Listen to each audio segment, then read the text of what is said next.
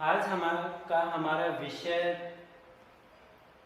काव्य खंड पाठ 1 या कह सकते हैं सीधे बुक में जाएं तो पाठ 10 कबीर के दोहे। कबीर जी के बारे में, कबीर के दोहे से हम समाज में बहुत सारे दोहे, शिक्षा पर दोहे पढ़ते हैं कबीर के पद के माध्यम से, और उन पदों को शिक्षा में जाना जाता है कि कहत कबीर सुनो भाई साध हो, सब श्वासों की श्वास में, आदि बहुत सारे पद हम उनके पढ़ते हैं। इनके जन्म के विषय में जान लेते हैं। इनका जन्म हुआ है सन 1398 में, काशी में हुआ माना जाता है, क्योंकि निश्चित रूप से नहीं कहा जा सकता कबीर जी के बारे में, सूरदास जी के बारे में, जो प्राचीन कवि हैं उनके बारे में कि उनका जन्म कब और कहाँ हुआ, तो हम निश्चित रूप से नहीं कर सकते हैं। वे कहा जाता है कि वे स्वामी रामानंद के शिष्य थे। किसके शिष्य? रामानंद जी के। कबीर ने अपनी रचनाओं में स्वयं को जुलाहा और काशी का निवासी कहा है। स्वयं को क्या बताया है? जुलाहा बताया है, और काशी का रहने वाला बताया है। जुलाहा जो होता है, जो कपड़े आदि बुनने का काम जो करते हैं, जीवन के अंतिम समय में वे मगध चले गए, और वहीं उन्होंने सन 1518 में अपना शरीर त्याग दिया। कहाँ पर? मगध में। जीवन के अंतिम समय में जो उन्होंने मगध नामक स्थान पर अपना शरीर त्यागा, ये भी माना जा सकता है। यानी यदि बात करें तो निश्चित रूप से नहीं कह सकते कि कबीर जी का जन्म इस सन में हुआ या इस सन में मृत्यु हुई, लेकिन ये माना गया है। कबीर ने विधिवत शिक्षा नहीं पाई, यानी क्लास वाइज जो शिक्षा होती है, एजुकेशन होती है, वो प्राप्त नहीं की, यानी नियम पूर्वक नहीं पाई। उन्होंने कहा भी है कि मसी कागज छुयो नहीं, कलम गही नहीं आग। यानी मसी का मतलब स्याही, कागज का मतलब कागज, छुओ नहीं छुआ नहीं, यानी स्याही और कागज को छुआ नहीं, कलम गही नहीं आग, और न ही कभी कलम को हाथों में धारण किया, गही का अर्थ होता है। किंतु वे प्रारंभ से ही संतों और फकीरों की संगति में रहे, यानी ऋषि मुनि संतों की संगति में रहे। अतः उनके पास उच्च कोटि के ज्ञान के साथ साथ, यानी श्रेष्ठ ज्ञान के साथ साथ मौलिक चिंतन की भी विलक्षण प्रतिभा थी, यानी समाज की मौलिकता के बारे में भी विशेष सोचने की, विशेष विलक्षण जो है, विशेष प्रकार के लक्षण से युक्त प्रतिभा यानी विद्वानता थी। निर्गुण भक्त, यानी निर्गुण भक्त कवियों की ज्ञान मार्गी शाखा में, यानी जो भगवान के गुण नहीं देखते हैं, बस भगवान को भगवान मानकर भक्ति करते हैं। एक होता है सगुण भक्ति, दूसरी होती है निर्गुण भक्ति। जो भगवान के गुणों का गुणगान करके जो भक्ति करते हैं वो सगुण भक्ति के अंतर्गत आता है, और जो भगवान के गुण न देखकर भगवान की भक्ति करते हैं, गुण या अच्छा बुरा या मूर्ति पूजा नहीं करते हैं, केवल ईश्वर की पूजा करते हैं, वो क्या होते हैं? निर्गुण भक्त होते हैं। तो निर्गुण भक्तों की बात की गई है, निर्गुण भक्ति धारा की बात यहाँ पर की गई है। तो ज्ञान मार्ग की शाखा में कबीर सर्वोच्च स्थान, यानी सबसे ऊंचा स्थान है। उनके काव्य में धर्म के बाह्याडंबरों का विरोध है, यानी दिखावे का, बाहरी दिखावे का विरोध है। राम रहीम की एकता की स्थापना का प्रयत्न भी है, यानी हिंदू मुस्लिम की एकता का। राम हिंदुओं के हैं और रहीम मुस्लिम, तो राम रहीम की एकता में वो विश्वास करते हैं, उनका प्रयत्न भी किया गया, उन्होंने स्थापना की।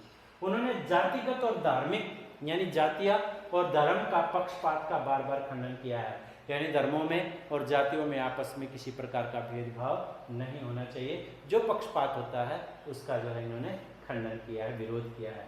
वे हर प्रकार के भेदभाव से मुक्त मनुष्य की मनुष्यता को, यानी किसी प्रकार का कोई मनुष्य में भेद नहीं होना चाहिए, उससे मनुष्य स्वतंत्र होना चाहिए। मनुष्यता यानी मानवीयता को जगाने का प्रयत्न जो है वो करते हैं, यानी प्रयास करते हैं अपने काव्य धारा के माध्यम से, यानी कबीर जी। कबीर के काव्य में गुरु भक्ति, यानी गुरु की प्रति भक्ति, ईश्वर के प्रति प्रेम, ज्ञान तथा वैराग्य, यानी संन्यास, वैराग्य लेना, यानी सब चीज़ों से संन्यास ले लेना, सत्संग और साधु महिमा, यानी उनकी काव्य परंपरा कैसी है वो बताया गया है। साधुओं की महिमा, आत्मबोध, अपना ज्ञान, और जगत बोध यानी संसार का ज्ञान की अभिव्यक्ति की है, यानी अपने अनुभव के आधार पर स्वयं भोग कर लिखना, अभिव्यक्त करना होता है। उनकी कविता अनुभव के ठोस धरातल पर यानी ठोस धरती पर टिकी होने के कारण विश्वसनीय यानी जिस पर विश्वास किया जाए, विश्वास करने योग्य है और प्रमाणिक है यानी सबूत सहित है। कबीर की कविता की भाषा में जन भाषा यानी लोगों की, आम लोगों की भाषा की सहजता के साथ साथ भावों की गहराई भी है, यानी भावों को व्यक्त करने का गहरापन में है।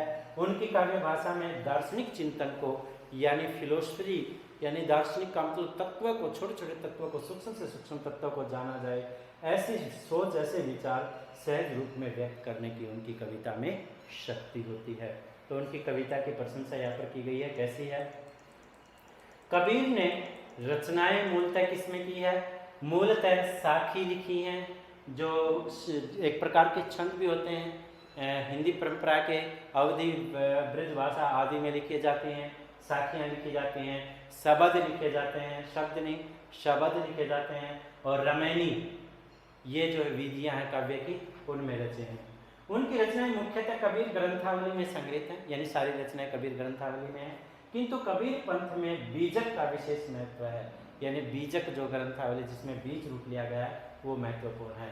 कबीर की कुछ रचनाएं गुरु ग्रंथ साहिब यानी सिखों के ग्रंथ गुरु ग्रंथ में भी गए हैं।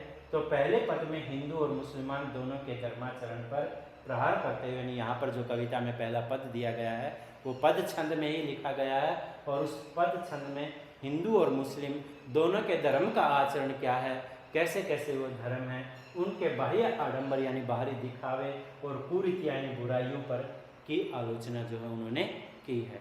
ये था कवि परिचय कि कबीर जी कैसे कवि हैं और निर्गुण परंपरा के कवि हैं और किस प्रकार की वो रचनाएं रचते हैं वो बताया गया है। अब आते हैं हम अपने काव्य में, यानी यहाँ पर कुछ और बताया गया। दूसरे पद में क्या बताया गया है?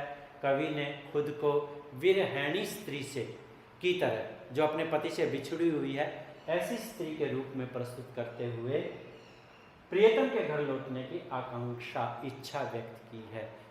यानी अपने को भगवान की प्रियतमा माना है, यानी ईश्वर की प्रेमिका माना है, स्वयं को नायक की नायिका यानी उस ईश्वर को नायक मान के स्वयं को उसकी नायिका, विरहणी नायिका मानकर ईश्वर के पास जाने की इच्छा व्यक्त की है।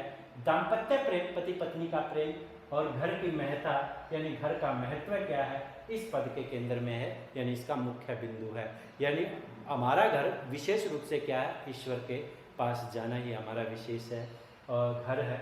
और कबीर ने ये दोनों पद पारसनाथ तिवारी द्वारा संपादित जो संपादन किया कबीर वाणी से लिए हैं। ये दोनों ही पद वहाँ से लिए गए हैं। अब आते हैं इन पदों के बारे में कि इन पदों में कबीर जी क्या कहना चाह रहे हैं। तो आते हैं हम पहले पद में कि पहले पद में यहाँ पर क्या कहा है कबीर जी ने। अरे इन दोहुन राह न पाई, अरे इन दोनों को रास्ता ही नहीं मिला। किस चीज़ का मार्ग, किस चीज़ का रास्ता, ये देख लेते हैं कि कौन से मार्ग की यहाँ पर बात की गई है। अरे इन दोहुन राह न पाई, अरे इन दोनों को आज तक सही मार्ग मिला ही नहीं। किन दोनों की बात की गई है? हिंदू और मुस्लिम दोनों धर्मों की बात की गई है कि इन दोनों को आज तक राह नहीं मिली।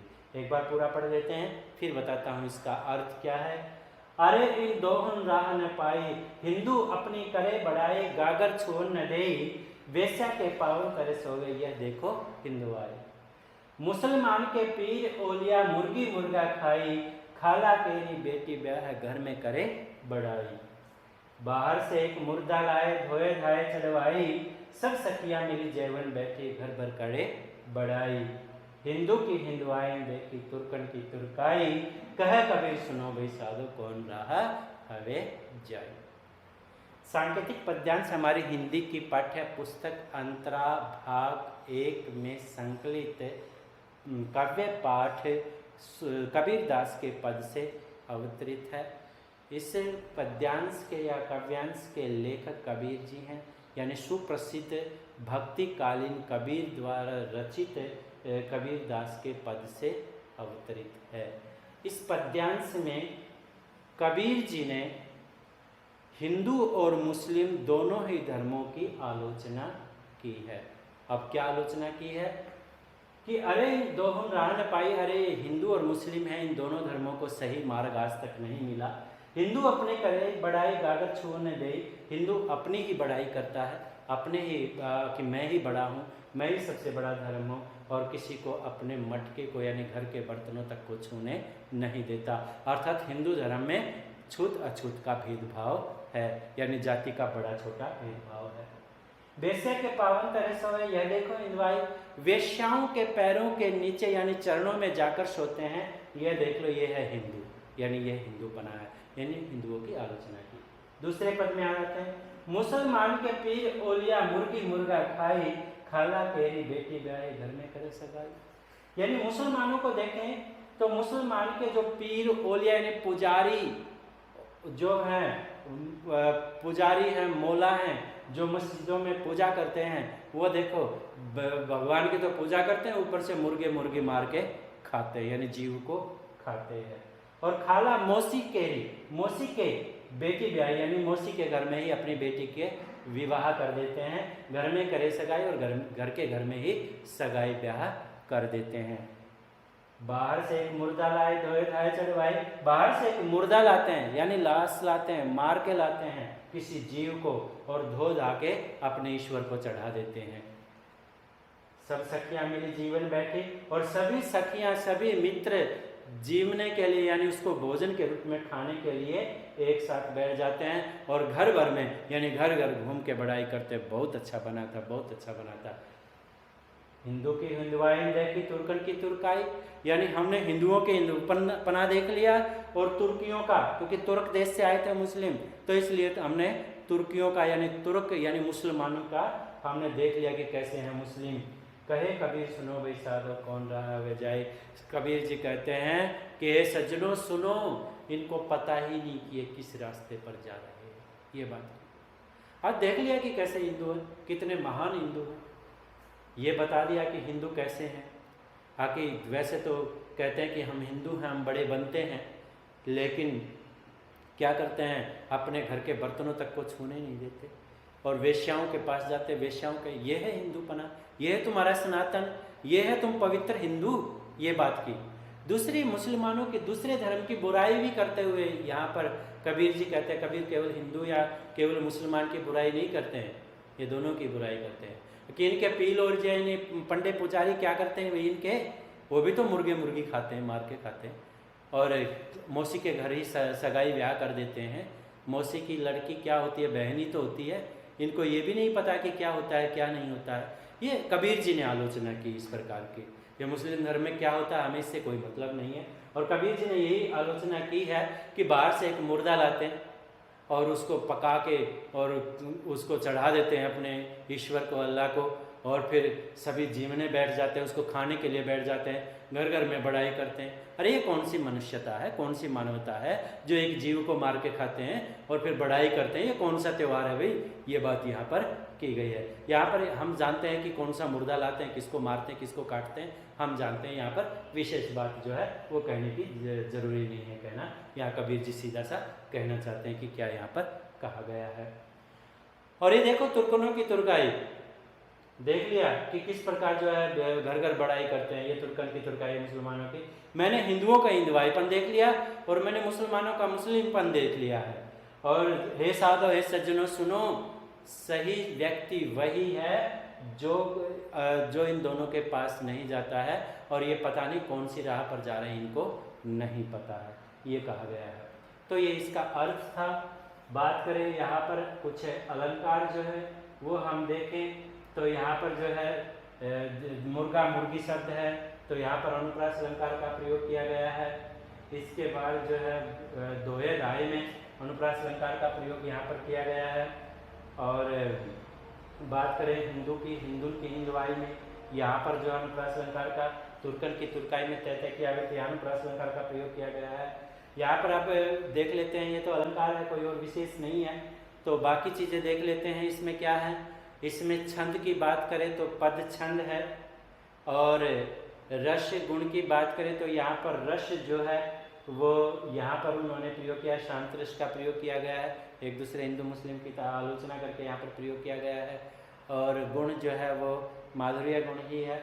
और इसके बाद जो है यहाँ पर भाषा की बात करें तो उन्होंने यहाँ पर अवधि भाषा का विशेष रूप से प्रयोग किया है और भाषा अत्यंत सरल है, सहज है, ये भाषा के बारे में है। तो एक के बारे में ही गुण आदि की मैंने बताया है, दूसरा सेम रहेगा। मैं इसमें जो है इसका अर्थ जो है वो दूसरे का समझा देता हूँ कि वो दूसरे में क्या क्या, क्योंकि इसमें दो ही पद है तो हम दूसरे पद में आ जाते हैं। तो दूसरे पद में यही कहा, जैसा कि बताया गया था कविता के परिचय में, कि यहाँ पर जो बात कही गई है वो कही गई है अपने को प्रियतमा, उस ईश्वर को प्रियतम मान के, और उससे विरहणी प्रियतमा यानी उसके घर से बिछड़ा हुआ कहा अपने आप को, और जो है अपने घर बुलाने के लिए परमात्मा से प्रार्थना की है। बालम आओ हमारे गेहरे, तुम बिन दुखिया देहरे, सब कोई कहे तुम्हारी नारी, मोह को लगत लाज रे, दिल से नहीं लगाया तब लग कैसा स्नेह रे, अन्न न भावे नींद न आवे, गृह बंधरे न धीर रे, कामिन को है बालम प्यारा, जो प्यासे को नीर रे, है कोई ऐसा परोपकारी, है कोई ऐसा पर उपकारी, पियसो कहे सुनाए रे, अब तो बेहाल कबीर भयो है, बिन देखे जीव जाए रे। कि बालम हे ईश्वर, हे प्रियतम, हे पति, आओ हमारे गेहरे, कि कभी तो हमारे घर आ जाओ। तुम बिन दुखिया देहरे, तुम्हारे बिना यह शरीर दुखी है, यानी जब तक तुम्हें नहीं देख लूँगा, यहाँ कबीर जी अपने को प्रियतमा मान के कि जब तक तुम्हें नहीं देख लूँगा तब तक ये इस शरीर का कष्ट नहीं जाने वाला। सब कोई कहे तुम्हारी नारी, सब तुम मुझे तुम्हारी ही नारी कहते हैं, यानी तुम्हारा ही भक्त कहते हैं। मोह को लगत लाज रे, अब मुझे ही अब लाज लग रही है, यानी शर्म आ रही है। आके मुझे तुम्हारी प्रियतमा कहते हैं, सब तुम्हारा भक्त कहते हैं, अब मुझे शर्म आ रही है क्योंकि तुम मेरे घर कभी नहीं आते हो। दिल से नहीं लगाया तब लग कैसा स्नेह रे, जब तक आकर अपने हृदय से मुझे नहीं लगाया तब तक एक भगवान, एक भक्त का प्रेम कैसा, एक ईश्वर और यानी प्रियतम और प्रियतमा का कैसा प्रेम, तब तक प्रेम का कोई मायने ही नहीं रखता। अर्थात जब तक आकर तुम मुझे गले नहीं दिल से नहीं लगाओगे तब तक भक्त और परमात्मा का प्रेम कैसा। अन्न न भावे नींद न आवे, गृह बंध धरे न दीजे, कि अब न तो अन्न भाता है न नींद आती है, और अब गृह वन यानी घर और जंगल में धरे न धीरे, यानी चाहे मैं घर में रहूं या जंगल में रहूं, अब मुझे धैर्य नहीं होता, यानी अब मैं धैर्य धारण कैसे करूं। ना घर में धैर्य रहता है ना जंगल में, अब अधीरता से मैं रो रहा हूं, ये कहा, यानी रो रही हुई प्रियतमा मान के उन्होंने ऐसा कहा। कामिन को है बालम प्यारा, जो प्यासे को नीर रे, जैसे कामिनी स्त्री को अपना प्रियतम अपना पति प्यारा होता है, जैसे प्यासे को नीर प्यारा होता है यानी पानी प्यारा होता है, जल प्यारा होता है, वैसे ही मुझे तुम भी प्रिय हो, ये बताया गया है। कोई ऐसा परोपकारी, कोई संसार में ऐसा है जो दूसरे पर भला करने वाला हो, पर दूसरे उपकारी उपकार करने वाला हो, जो पीयूष से कहे सुनाए रे, जो मेरी दर्द को मेरी बात को पीयूष हो प्रियतम को कह दे, सुनाए रे सुना दे, जो जाकर मेरे प्रियतम को मेरे दिल के दर्द को समझा दे सुना दे। अब तो बेहाल कबीर भयो है, कबीर जी कहते हैं कि अब वो बेहाल हो चुके हैं, उनका हाल बुरा हो चुका है, बिन देखे जीव जाए रे, अब ऐसा लगता है कि बिना देखे ही यानी तुम्हारे बिना दर्शन किए ही ये जीव जो है वो चला जाएगा, अर्थात मेरी जान जो है वो चली जाएगी, निकल जाएगी। या ईश्वर के प्रति प्रेम यहाँ कबीर का दिखाया गया, स्वयं को प्रियतमा साबित किया गया कि मैं तुम्हारी प्रियतमा हूँ, और जब तक तुम नहीं घर आओगे तब तक जो है मुझे जो है मेरी ये शरीर जो है वो इसी प्रकार कष्टों से कष्ट भोगता रहेगा। मैं तुम्हारी, सब मुझे तुम्हारी नारी कहते हैं और मुझे अब शर्म आती है, जब तक तुमने आकर मुझे दिल से नहीं लगाया। तो ये कैसा प्रेम, ये प्रश्न किया कबीर ने। और अब न अन्न भाता न नींद आती है, घर वन जंगल सब में मुझे कोई धैर्य धारण नहीं होता, यानी कोई धीरज नहीं रहा। जिस प्रकार कामनी स्त्री को अपना प्रियतम अपना बालम अपना प्रिय प्यारा होता है, जैसे प्यासे को नीर प्यारा होता है, जल प्यारा होता है, वैसे तुम भी मेरे लिए प्रिय हो। कोई ऐसा उपकारी संसार में है जो मेरी बातें प्रिय से जाकर कह दे, सुना दे, कबीर ने कहा अब तो यह कबीर बेहाल हो चुका है। कबीर जी कहते हैं अब वो बेहाल हो चुके हैं, ऐसा लगता है जैसे अब तुम्हारे को बिना देखे ये शरीर चला जाएगा। यहाँ पर जो है इसका बात करें प्रसंग की, तो सांकेतिक पद्यांश हमारे हिंदी की सुपाठ्य पुस्तक अंतराल भाग 1 में संकलित भक्ति कालीन सुप्रसिद्ध भक्ति कालीन कवि कबीर दास जी द्वारा रचित कबीर के पद से, सॉरी कबीर के पद कहने की जरूरत नहीं है, पद से अवतरित है। अब कवि ने यानी कबीर जी ने इस पद में या इस पद्यांश में अपने को स्वयं को भगवान की प्रियतमा वीरहणी प्रियतमा मानकर अपने को ईश्वर की घर जाने की चाह जो है व्यक्त की है। कबीर जी ने यहाँ पर ये व्यक्त किया है। अब बताना है इसकी व्याख्या। अब आ जाते हैं इसके अलंकार पर। तो यहाँ पर अलंकार देख लेते हैं कौन कौन से हैं। दुखिया देह दे की आवृत्ति है, यहाँ पर अनुप्रास अलंकार है। कोई कहे, यहाँ पर भी अनुप्रास अलंकार का प्रयोग यहाँ पर किया गया है। लगत लाज लैले की आवृत्ति है, अनुप्रास अलंकार का प्रयोग किया गया है। यहाँ पर जो है इसके बाद इसमें देखेंगे तो यहाँ पर धरई धीर में भी धैर्य की आवृत्ति है, और यहाँ पर जो प्यासे को नीर ले जैसे प्यासे को पानी, यहाँ पर संभावना व्यक्त की गई है। तो यहाँ पर जो है उत्प्रेक्षा अलंकार का प्रयोग किया गया है। अब ऐसा कोई परोपकारी प्रयोग तो कहे सुनाए, बाकी जो है यहाँ पर विशेष जीव जाय में अनुप्रास अलंकार का प्रयोग किया गया है। बाकी पद छंद ही है और रस गुण जो है वो सब। मैं वैसे इसकी व्याख्या जो है वो एक PDF के माध्यम से आपके पास भेज दूंगा। इसकी पूरी व्याख्या यानी इसकी व्याकरणिक परिचय जो है वो जो भेजा जाएगा आपको, आप इसको ध्यान से पढ़िए, अच्छी प्रकार से समझिए और प्रश्न उत्तर जो है आपके पास भेज दिए जाएंगे। ओके, इतना ही।